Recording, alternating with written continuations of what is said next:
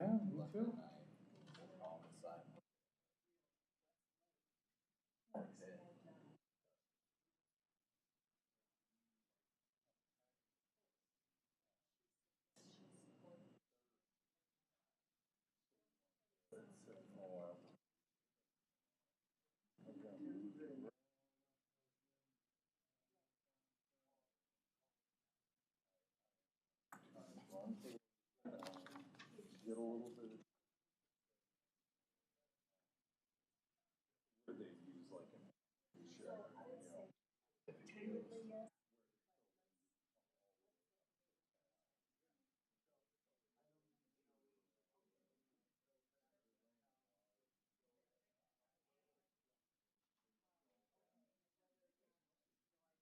Yeah. I don't know.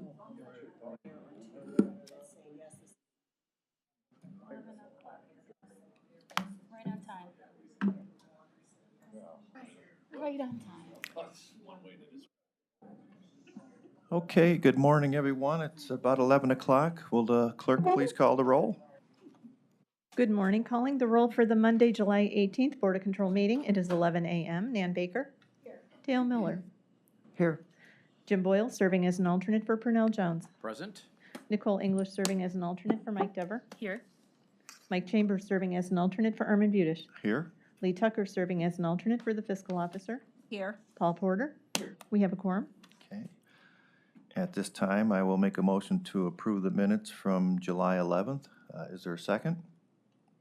Second. Seconded by Miss Nicole English. All in favor, say aye. Aye. Opposed? The minutes are approved. Next on the agenda is public comment. No public comment. Okay, let's go to our first item. First item, BC 2022-436, Department of Public Works, recommending an award on requisition 4499 and enter into a contract with CBRE Incorporated in the amount not to exceed $400,000 for real estate strategic management services, commencing upon contract signature of all parties through December 31st, 2023. Nicole English with Public Works.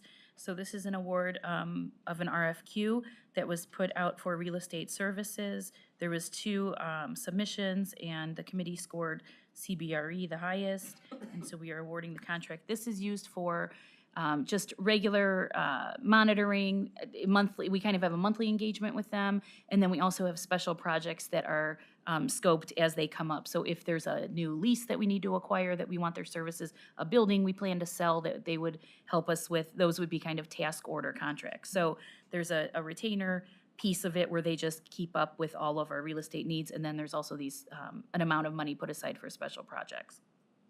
Thank you, Miss English. Are there questions from the board? I have a question. Please. Who was the other bidder and what distinguished the winning bid from their bid? The other one was Allegro, who was our previous vendor, and it was really close. I think, we do score previous work as part of it, where you get points if you have money on the books, which they had an amendment recently.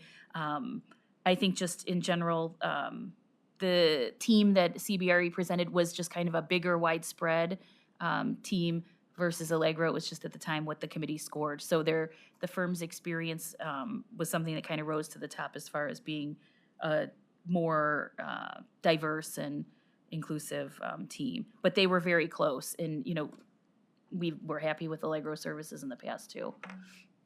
So, is CBRE going to do more long-range planning work around the question of what buildings do we keep, what buildings do we sell, what should we rent, what should we own? Are they still doing work along those questions, or have we basically settled those broader questions? I think the 2011-12 study that we did, that took a big look, and we've been executing that vision since then.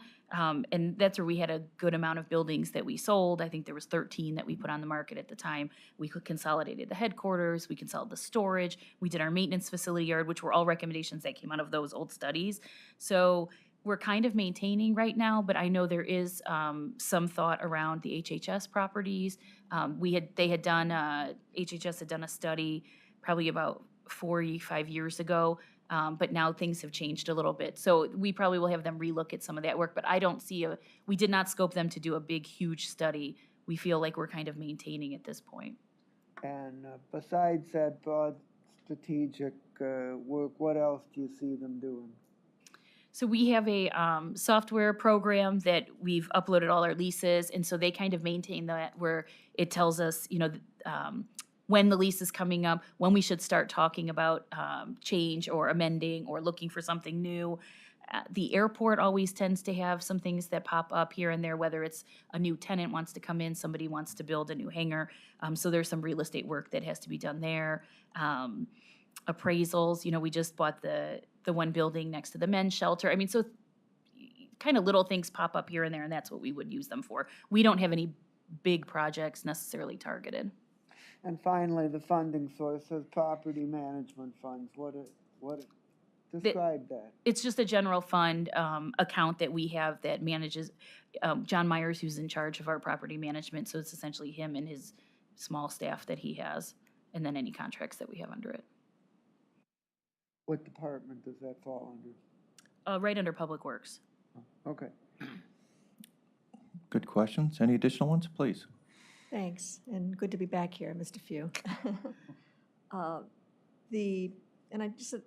A further question on the property management fund. Why do we call it that if there isn't actually a fund?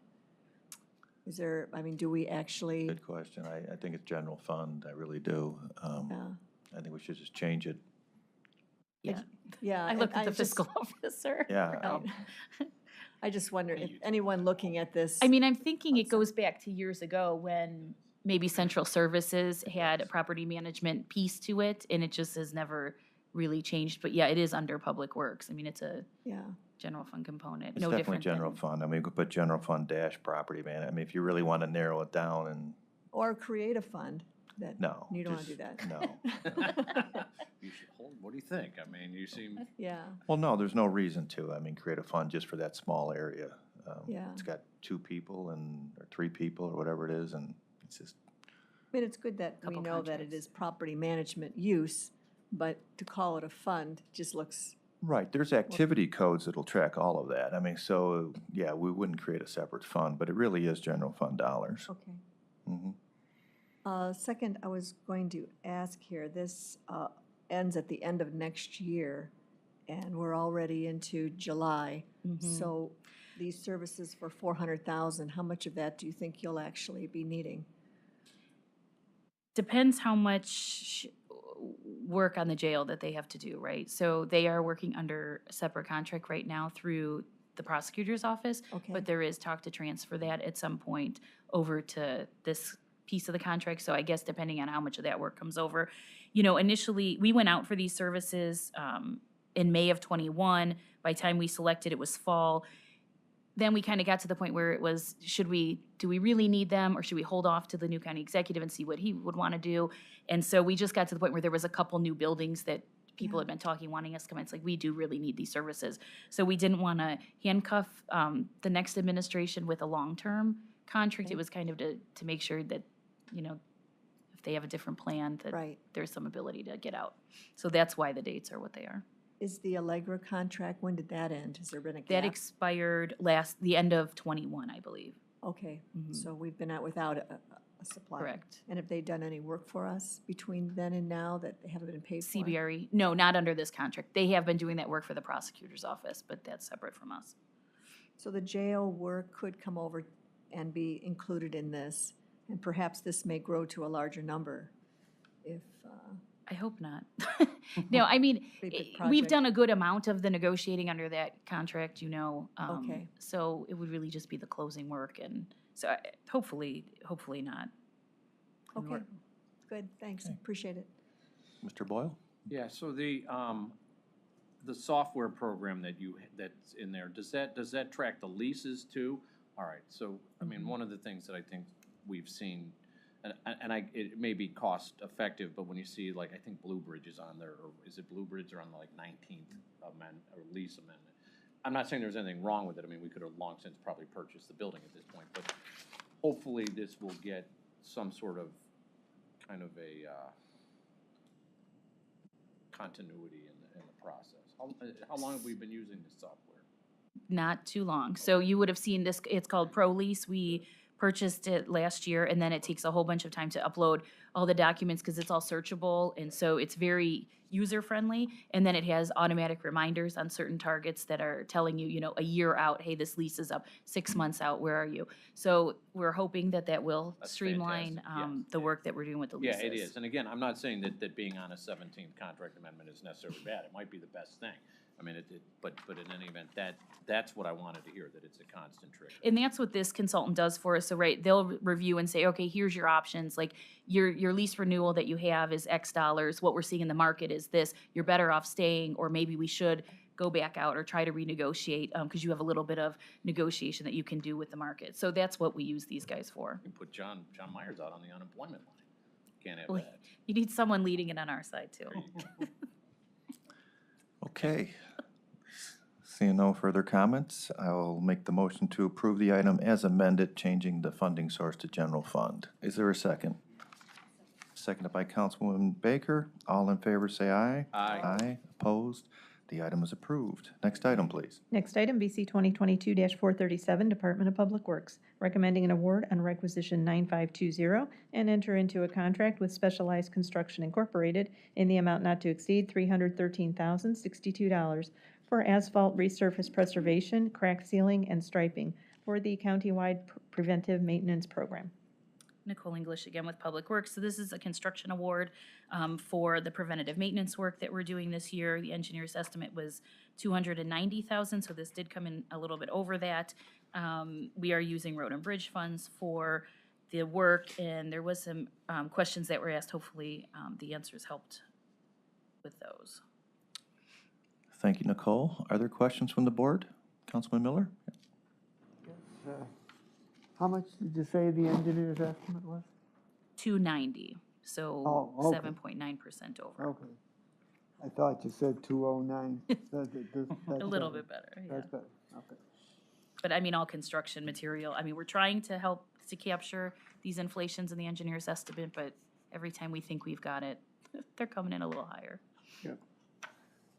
Okay, seeing no further, oh, please, yeah. Just want to get my notes here. So I know you answered the question on the 5 roads that this covers, but what was that process? What is that? Is it income based? Is it? No, not at all. So these are the first fix on us. So these are projects that the county has sold in the last, say, 2-3 years. So we have our construction folks kind of go out and review any of the projects that we've done in the last couple of years and say, are they ready for crack seal yet? So it has nothing to do with a scoring technique or anything. It's really just making sure that we put that first fix on these roads to make them last longer. We were seeing where we would go out and spend millions of dollars on a reconstruction project, and then the city would do no maintenance on it, Okay. and it would fall apart way quicker than you'd want. So this is protecting kind of our investment on the resurfacing project. So some years there's a little more, some are less. It just depends on what's needed. And so they just look at what hasn't been done yet based on projects that we've done. So this is purely by Public Works investigating their own work to make sure. It's, Correct. Yeah, and sometimes we'll talk to the city because they actually sign an amendment to their agreement to say they're ready for it. But we'll talk to them. They might say, oh, could you wait one more year? Or, they might call and say, hey, we've noticed, we think this road's going to be ready this year instead of next. So we do talk and coordinate with them, but it's not on a request necessarily. It's Okay. projects that we have done ourselves. Good to know. All right, thanks. How long ago did we do these roads? I mean, 2-3 years normally is when you'd come through and crack seal. okay, and so these projects, the Cedar, Warrensville, Shaw, Mastic, et cetera, we did those 2 to 3 years ago, or Correct. give or take. Okay. Yep. And is this what we're planning on doing with all of our road projects Mm-hmm. moving forward? Okay. Yeah, so we call it a catchy, the first fix on us. Right. And the cities have been really happy. I mean, some cities were really good about the maintenance and then others weren't. So this is just making sure that we kind of, protect that investment for everybody. Yeah, I get it.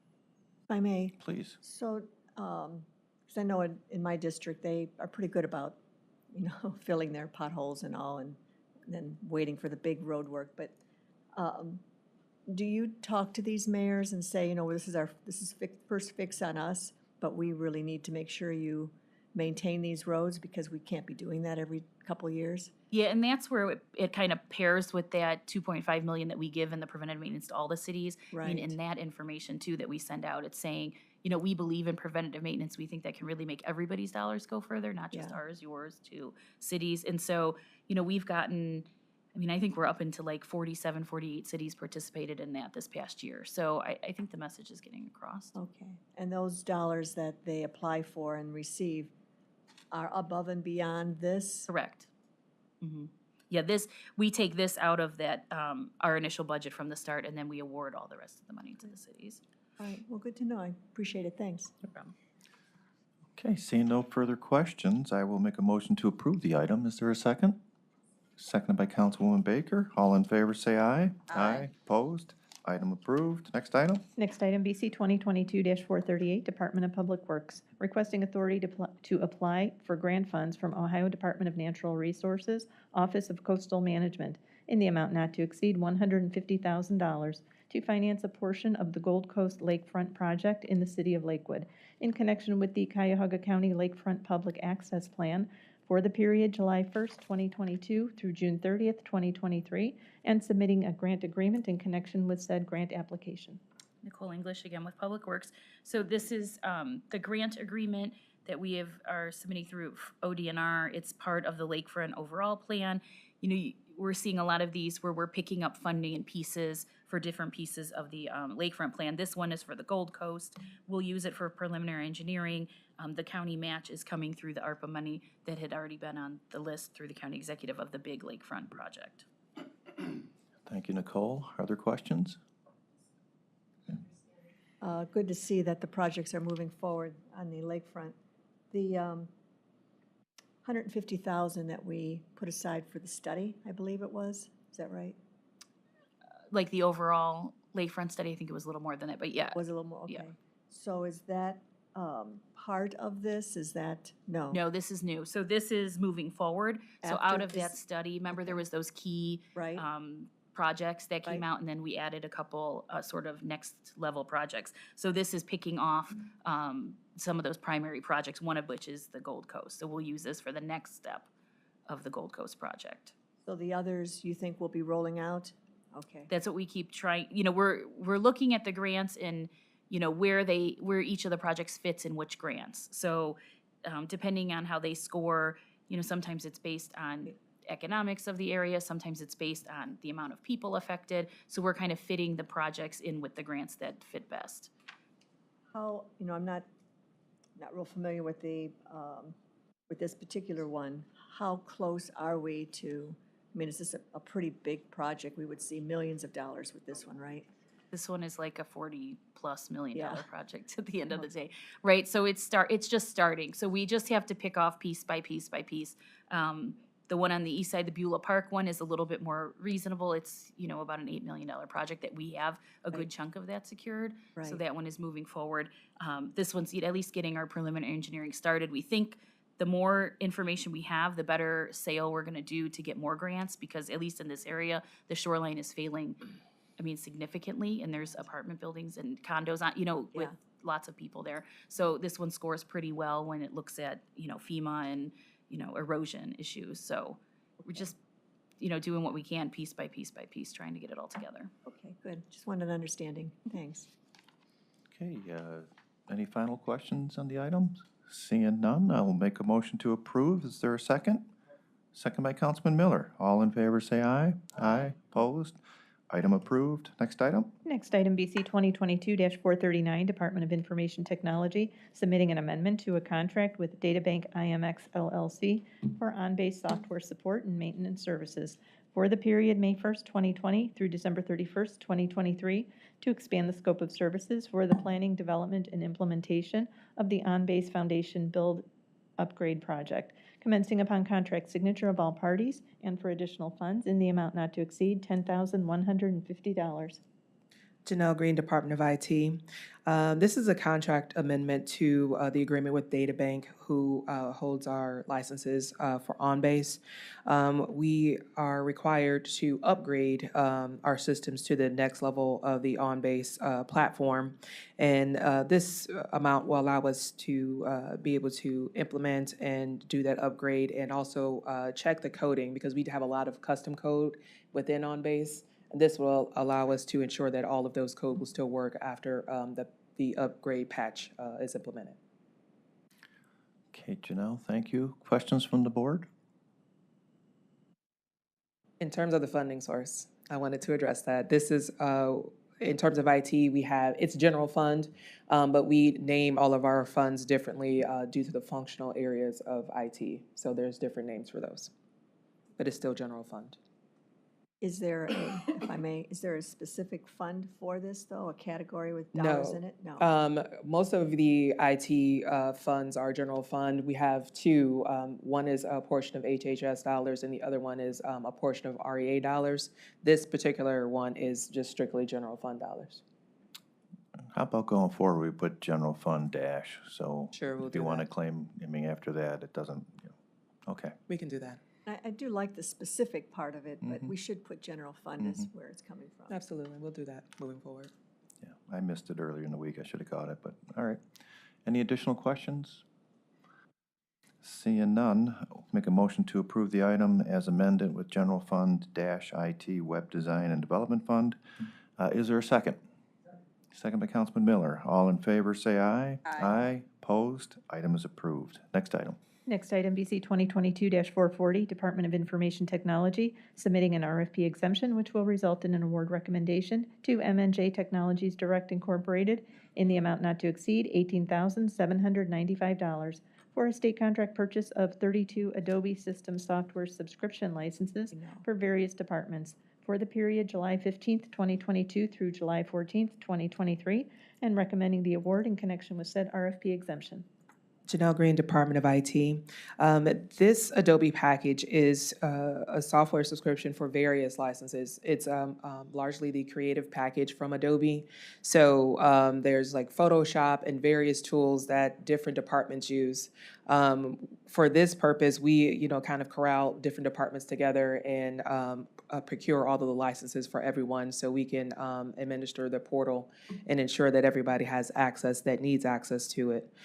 This is outside of our normal Nitro package. Nitro specifically focuses on PDF editing and things surrounding that. So signature features and things like that are in the Nitro package.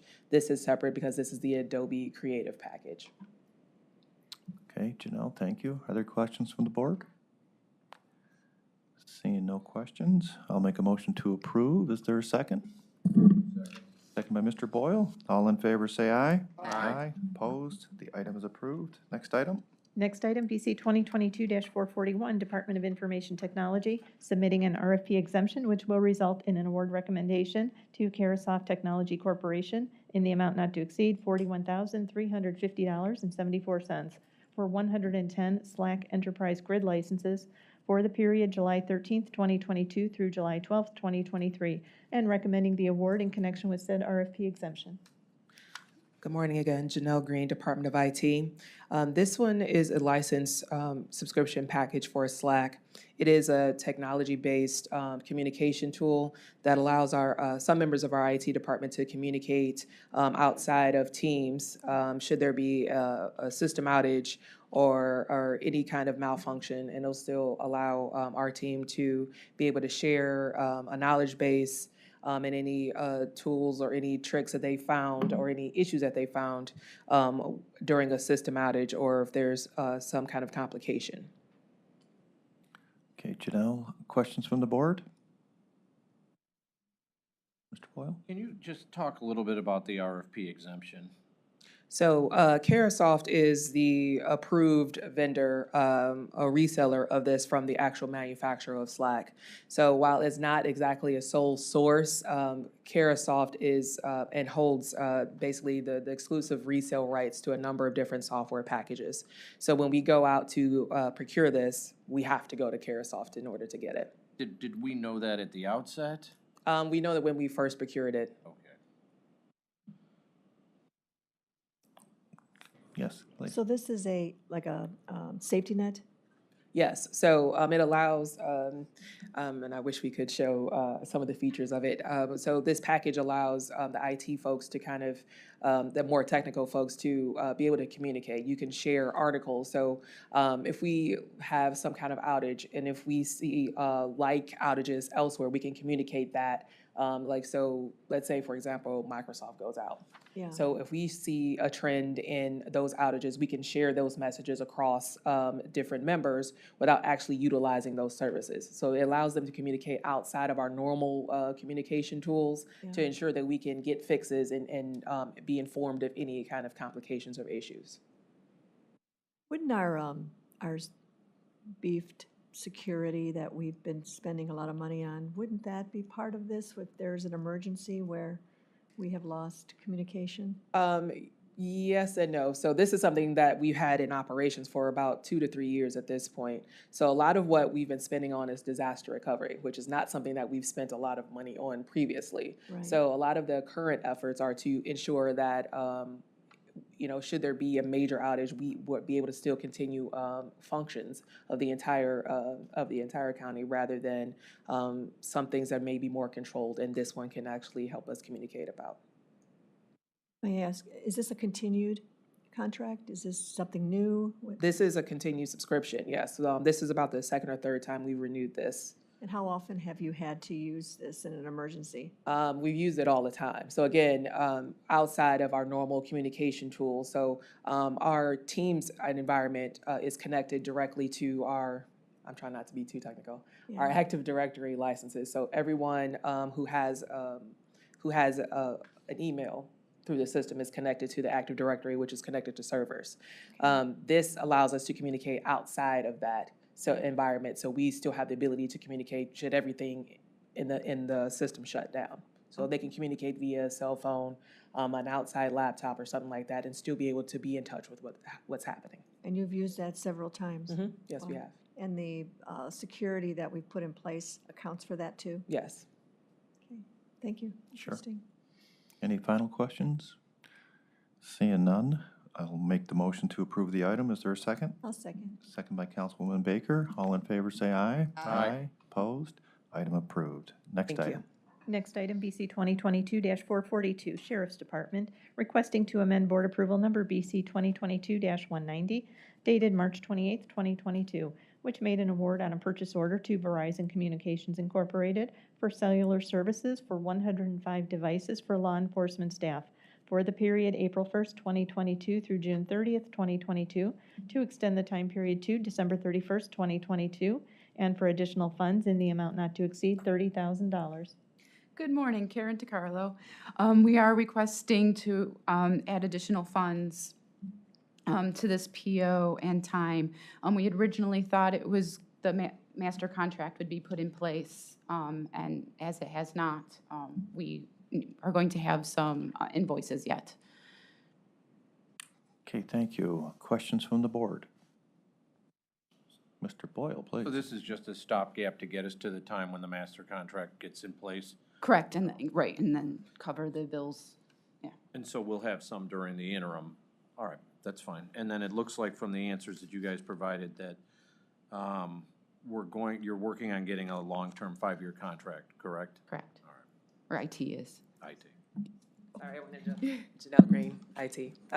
To specifically address this, this contract is actually on the July 19th agenda, so we're sure we'll be discussing it at the Finance and Budget Committee. Thank you. Good. Any additional questions from the board? Seeing none, I'll make the motion to approve. Is there a second? Second. Second by Mr. Boyle. All in favor, say aye. Aye. Opposed? Item approved. Next item. Thanks. Next item, BC 2022-443, Department of Health and Human Services, Division of Children and Family Services, submitting an amendment to a master contract with various providers for family-centered support services for at-risk children and families for the period January 1st, 2022 through December 31st, 2023, to provide additional funds for mental health services for homeless persons incorporated, doing business as Frontline Service, in the amount not to exceed $75,000 for Youth Acceptance Project Services. Good morning, Kathleen Johnson from the Department of Contracts and Administration Performances. This is for the FCSS contract amendment for the Youth Acceptance program. This is an amendment for $75,000 for 1/1/2022 to 12/31/2023 for the one provider, Mental Health Services, Frontline Services. This is to add additional dollars for the contract amendment. It is a master contract, and it covers 7 different areas, but this contract amendment is specifically for the YAP project only, to Frontline Services only. I can give a specific detail of what the services are if you like. And I did forget to write down the actual number of youth who are served through this program if you need that number. So I am trying to find that out for you right now as we are speaking. Okay, thank you. You're welcome. Are there questions from the board? Just one. Please. This contract started in January of 2022. It's now July, going into August. Is there a reason why it's so late? So we were trying to obtain the documents because it has so many different providers in the documents. With it being a master contract, we had great difficulty getting all of the documents from all the different vendors, specifically the certificate of insurances in it. So that was the biggest difficulty, and which made it be so late. Is this a continuing contract from previous? Yes. It was bid out, I believe, in 2019 or 2021, June 29, 2021. When this contract is up in 2023, at the end of the next year, do you Yes, think you'll ma'am. have a better handle on trying to get it done on time? Yes, ma'am. Okay, thank you. Councilman Miller, please. So are we adding Frontline as a contractor on this contract, or are we simply adding additional money to our existing contract with Frontline? No, they were already included in with the contract. The money initially was a grant, so we are moving money from the contract to Frontline for the $75,000, if I am correct. Right, Paul? That's correct. This one was the Youth Acceptance Project, was previously a separate program that was grant funded. It was folded into the FCSS contract when this one went into place January 1 of this year.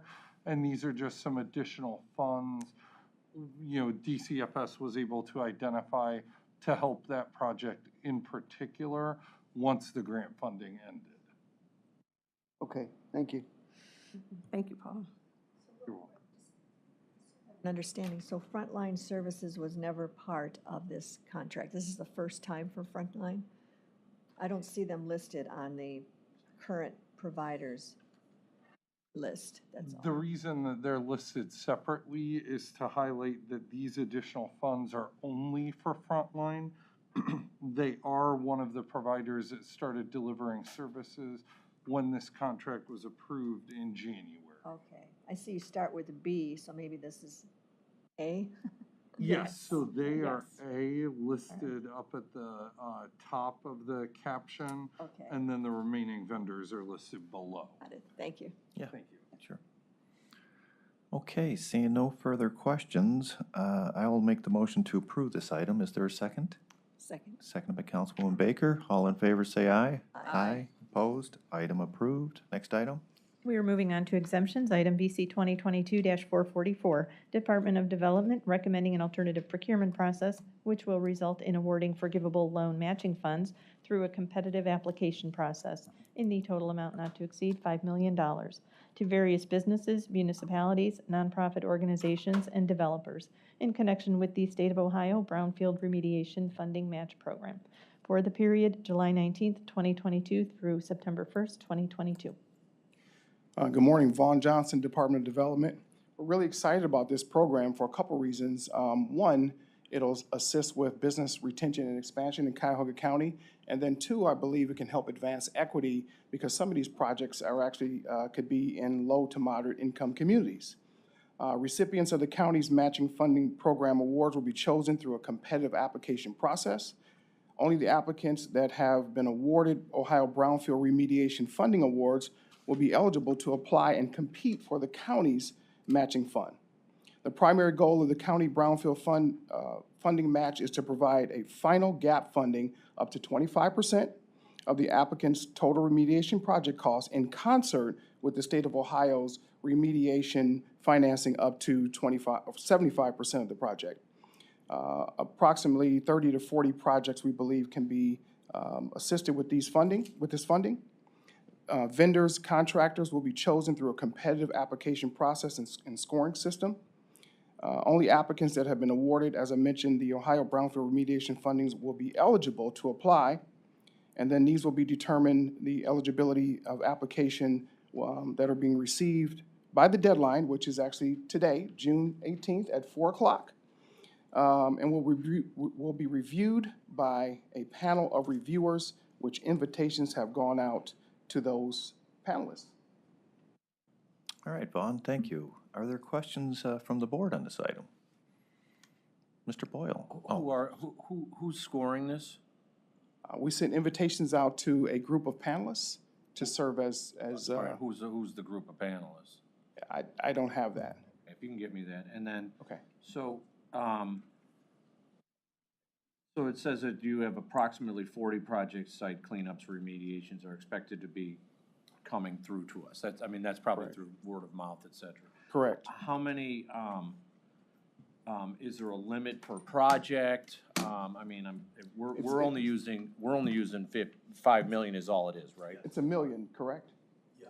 All right. I'm sorry. Michael May, I'm sorry to interrupt. Michael May from the department. So, yes, we have $5 million that's emanating from the ARPA tranche for this, and we have in fact put a limit of $1 million per successful. Yeah, I was worried that if project. some project came through and it was a great project and they, you know, you'll only That's why we finance put up the to the cap last on. 25. Okay, That's why we got put it. the cap on, because in Perfect. fact, some of these projects that were awarded by the Ohio State Program are in the range of $10 million. And if we were to do 25%. Yeah, you're out right then, yeah. That would Fair blow everything out of there. We're also happy to lend them some money if they're short on the project. Yes. Slow down, right, slow right, down. right. Let's just deal with what's in front of us.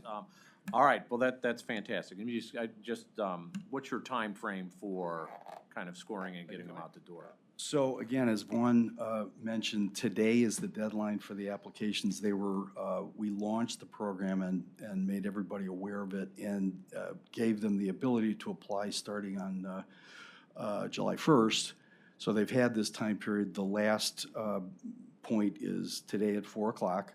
We then will be spending the ensuing couple of weeks sort of intaking the proposals, and then, as Vaughn says, there will be a panel of outside people to look at to juxtapose the scorings. Again, this is a pretty sophisticated bonus point scoring system that we're in. That this is all applications that come in sort of have a base level, and that is that they were approved by and got an award by the state of Ohio. Right. So we then needed to sort of determine, okay, well, now who is more competitive, if you will. Yeah, on a core level, the projects themselves have been vetted before they get to us. Correct, The question correct. is, yeah, I got you. Which Okay. gives us a great position Yeah, to be in. well, and it because does, it's all- and, right. you know, perhaps it's that last gap funding that will get the project, you know, moving forward. Right, All right, exactly great. right. Yep. Please, Councilwoman Baker. Thank you. And just a couple quick questions. Seems like this is, and maybe from the answers I just heard, it's not. Seems like a pretty quick process. I mean, we put it out there, I think you said in July 1st. We're in July now. Grant window. It's ending today, and then the whole project is September 1st. So that's just 30 days away. It is fairly quick, Yeah. Councilwoman. One thing that I should have mentioned, so we actually made folks that had applied in round one to the Ohio Brownfield program, we actually gave them a heads up back in June. So we actually allowed them to pre-apply so that we would actually be informed as to the kind of projects that were going into the state, because we really didn't know who was applying to the state, except for the fact that we were doing some cooperation agreements. It was required for anybody to apply to the State of Ohio program. They had to have a local governmental unit in a sort of support, kind of a sophisticated support letter. So we did cooperation agreements with some of them, not all of them. So when all is said and done, they were actually, all applicants to the state program were made aware of this sort of gestating match program, because it actually was announced during the sort of the spate of ARPA tranche announcements. This was Yeah. one of the ones that was, in fact, Council President Jones was the person that actually on the video announced this program. So Right. this has been a known quantity. Okay, And so it's not like this is a standing start where all of a sudden on July 1st, people were just now made aware. They've Yeah. actually been they've been fully aware of this. Some of them actually pre-applied. And so now this is basically, yes, a tight turnaround on the applications themselves, but it has the benefit of, pardon? I said they've had advance. They've had advance notice, and this also benefits from the fact that the awards were all made by the state of Ohio, so we again, this is all tangible now. In Cuyahoga County, there were 38 sort of winners in this statewide competitive process via the state program, so that's who might come to us in the range of about 30 proposals that might come to us. Don't know yet how many will actually come. okay, well, it's all good to know. I didn't Yeah. realize the process of all that. You know, in our effort of trying to reach those businesses that aren't always in the loop, Right. we're trying to reach out to those that don't always know what we're doing. How did we reach them in this very short Well, period of as time? I say, again, back in, literally, actually, I could reach back into May. This was, the idea of this was proffered to all applicants to the state program. Yeah, And again, we had decided early on that the only people that would be able to be, to be able to apply to our match program would be state of Ohio Okay. awardees. So right. it's kind of a limited It sounds like it. universe here. And again, it was something that was constantly told to them. We had email blasts to them to remind them. Yeah. And so nobody is unawares at this point. We're actually expecting probably about 20 proposals to come in. If I just may follow, so will we ever know the results of all this? How will you communicate to us? Well, so today, we're here actually for this alternative procurement process because what we want to do is, and it was suggested by Paul and by the law department, that if we could have this overriding umbrella exemption and procurement process, we then would have that umbrella to work under as we then score the proposals, Right. decide who the winners are. Then, as I think it was mentioned, we'll, actually, you didn't mean that one, but we're doing these as forgivable loans Okay, to the winners. So we will actually have to have legislative approval, either by this body for anything under 500, but there will be some over that. okay, We're taking that to the council. So the appropriate legislative body, what we wanted to do was not have to do the exception each and every time for Right. those specific loans. But this will come in as requests for loans to the two respective legislative bodies. good. Glad to see that process. Okay. All right, good. All good questions. Mr. Boyle? Do you know, will they be coming, it's more for you two, will they be coming through as individual pieces of legislation per project? I would defer to the department on that. Because there's so many of them, though, it might be better to keep them individual if possible. I don't Sure, know. I am envisioning that our hope is that we can effectuate, sort of pick the winners, make it known, sort of have an early stage sort of, sort of negotiation process or whatever that sort of gets at the mechanics. And then what we'd like to do is then bring the whole spate of them Okay. to the legislative bodies sitting under Yeah. the umbrella of the exemption or the process. So It's just they'll that- pretty much come in a bunch. No, I think if, to follow up on Councilwoman Baker's comments, I think, look, there's a lot of griping about the work that the county does. This is a very good project, and I think it's something that the more it was out there, the more, this is a good story that would be out there, and I think having this conversation in a public forum, whether it be a committee meeting or otherwise council meeting, would be something that would show some of the really good work that the county folks do. That's just my thought process. I think it also would show transparency of where these dollars are going. Yes. And that we actually are looking at them and voting on them. So if there was any question, we're able to do that. Absolutely. Okay. Any final questions on this item? Seeing none, I will make a motion to approve it. Is there a second? I'll second. Second by Councilwoman Baker. All in favor, say aye. Aye. Aye. Opposed? The item is approved. Moving on to consent agenda. We are on item BC 2022-445. There's really only a couple items here.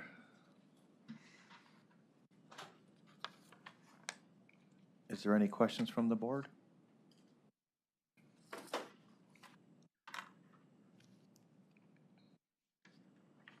Seeing none? Okay, great. I will make the motion to approve today's consent agenda item as listed. Is there a second? Second by Councilman Miller. All in favor, say aye. Aye. Opposed? The item is approved. Moving on to other business. There's no other business Any public comment? and no public comment. I will make a motion to adjourn. Is there a second?